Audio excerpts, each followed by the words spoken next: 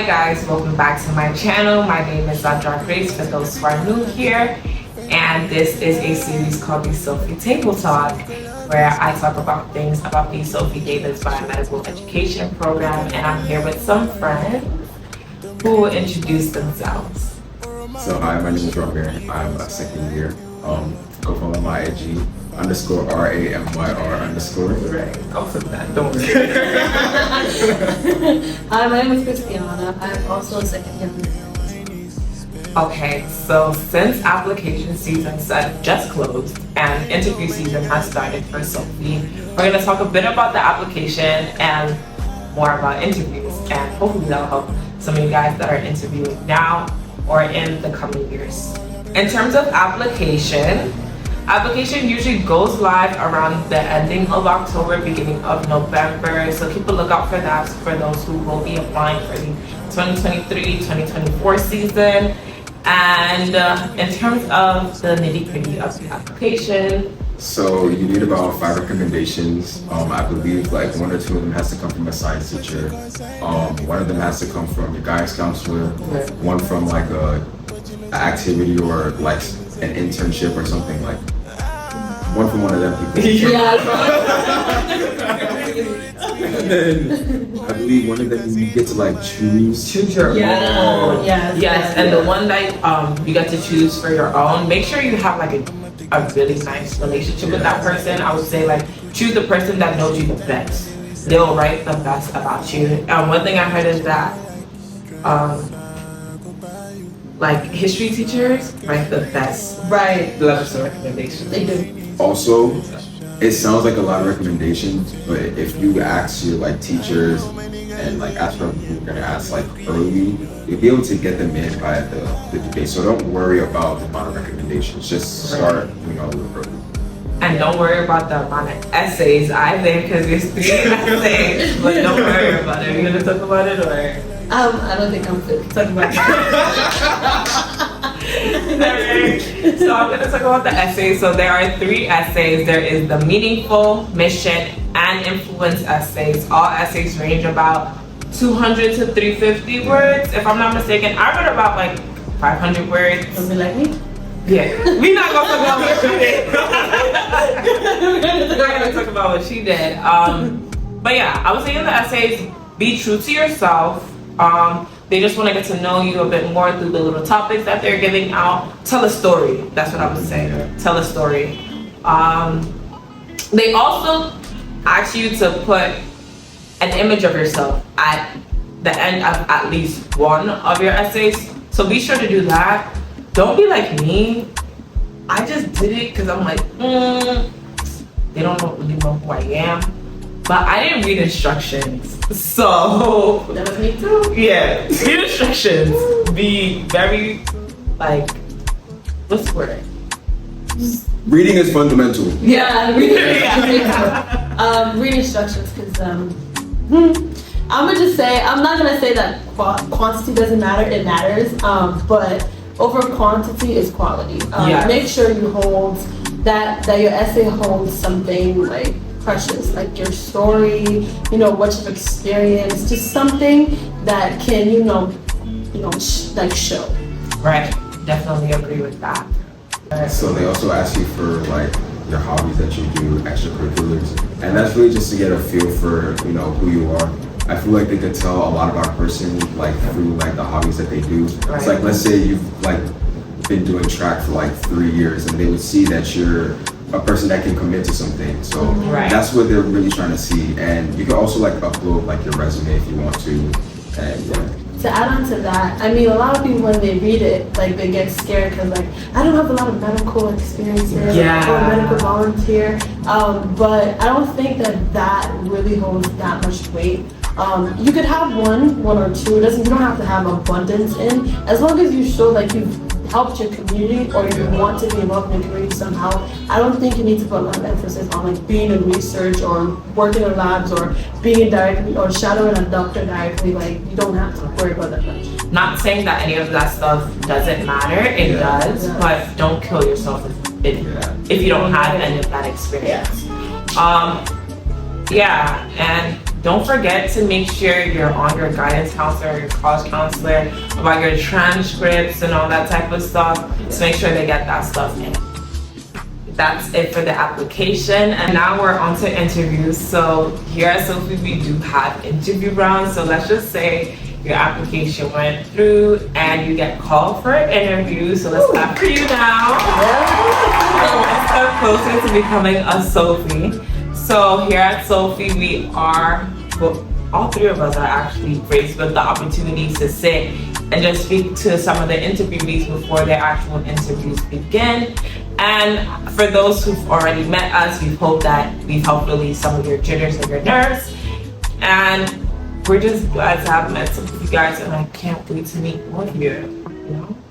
But yeah, so the interview. Right, so the interview, there's 3 interviews. There is a student interview and there's 2 staff or faculty interview. The student interview is 30 minutes long, and the staff interview can range from 30 minutes to an hour. It depends. It could be shorter, it could be longer. It just depends on how, you and your interviewers interact. Like, it could be a conversation and you guys could be talking and you forget yourself and you forget that you have another interview and you gotta go. Because there's like so many times, I believe in this past couple of weeks of the interview, that the interviewers will come down and like, where's my next interview? And they're still up, they're still talking. So yeah, it just varies on how it goes. And bringing back the point of conversation, like, have a conversation with your interviewer. Don't be too stiff. Be comfortable with them. Some of them may go into tangents about their families, their homes, what they do. Engage. Don't need to be too shy. Don't need to hold back. Don't do too much, but no need to hold back, and just show yourself. Just be who you are.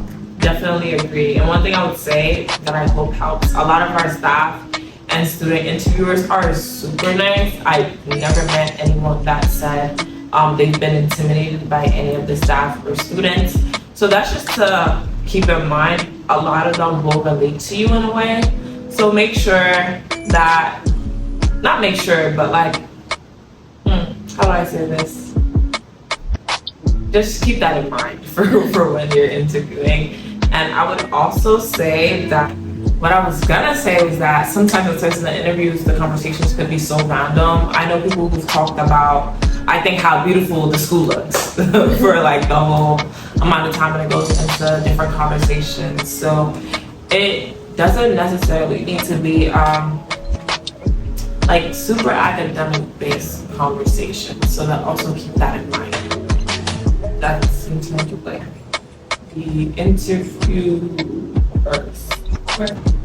Back to what I was saying in terms of the room. With us, we had our interviews online and we were able to get a lot of genuine connections that we still believe the faculty still has. So I would say, like, because your interview is in person, you'll make a lot of genuine connections. So the less nervous you are, I think the better. Like, they can read and see that you're very nervous. I mean, it's really not gonna affect anything because of course you're gonna be nervous as an interview. But I think the less nervous you are, the more genuine and the more easier the conversation will be. Yeah, that makes sense. I would also say just, try to be as authentic as possible. Right. If you try to put on a front or try to be something that you're not, they're gonna pick up on it. So just be yourself. Don't be extra. Yeah. Don't be too little. Right. It'll come to bite you on the butt even if you do get in. So I'll just say that. It'll come to bite you. And I think also, as you are still in your like interview process and stuff like that, join the VIP page. Join the VIP page. It lets you know like when interviews are typically over, if interviews have started, and also keep in mind no one gets the interview date at the same time. It's not like, oh, you have it. It's not like English. It's not like they have a date where they send all the interview dates. It's a rolling thing. It's on a rolling basis. So a person may have an interview this week and you may not know that your interview may be in 2 weeks. So that's also something to keep in mind. So don't compare yourself. I mean, usually people who are applying to SOPHIE don't even know that each other are applying. Like when I was applying, I didn't know someone else from my school was applying and we were friends. So usually people wouldn't know, so you wouldn't really be able to compare because most people don't like to tell other people. They're very secretive about it. So even if like you don't get the interview by January or by early February, like don't give up yet because they don't send it out all at once. Yeah, like I don't know. At my school, I knew a lot of people were gonna apply to SOPHIE, and you know my best friend was applying to SOPHIE too. So that was like a big thing. I'm like, I wonder when she's getting her interview. I ended up getting my interview like the beginning of February, and I still don't. I'm not 100% sure when she got her interview. All I know is that I think it was around the same one as mine. I saw it. Cause I know there was one day, bro. There was one day in Spanish class. She told our Spanish teacher that she had to go. And I was like, I wonder if it's for the SOPHIE interview. Yeah, it's a lot of people are typically scared, but don't be.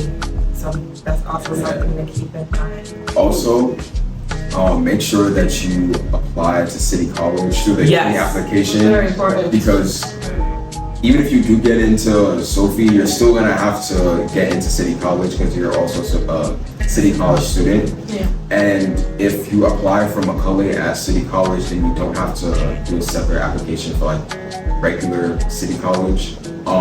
But if you do get into Macaulay and into SOPHIE, then you have to choose one. Yeah. I don't know. If I was you, I would choose here. Listen, you can't have your cake and eat it too. Or be a doctor. Easy way.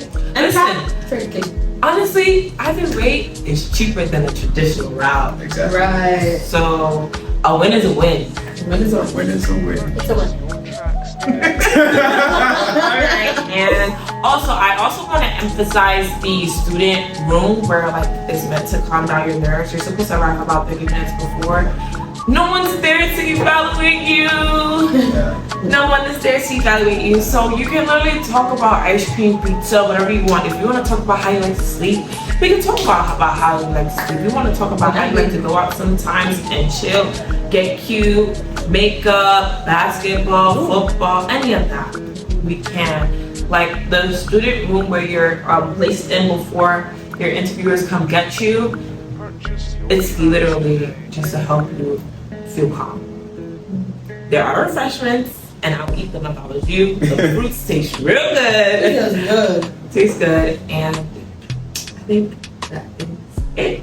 Oh, Yeah. one last thing. So once interview season is done, which is around like the end of March, you'll usually hear back around March 31st, April 1st, around that time. Yes, Yeah. that is typically true.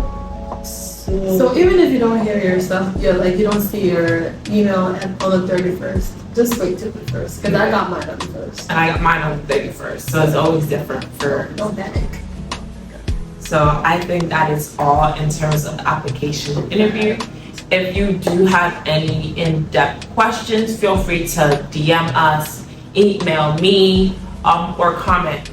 We'll definitely answer all your questions.